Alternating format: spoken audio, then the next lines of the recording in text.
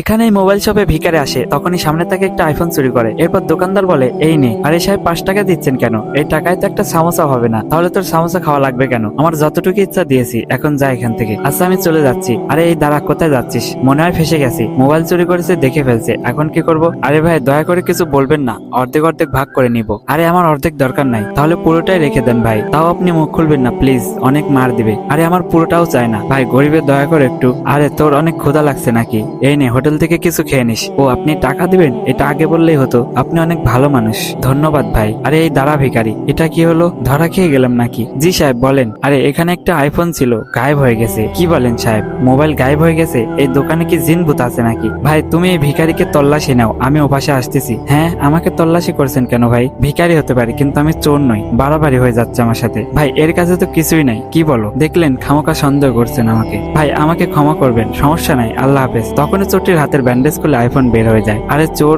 লাখ টাকার মোবাইল চুরি করা।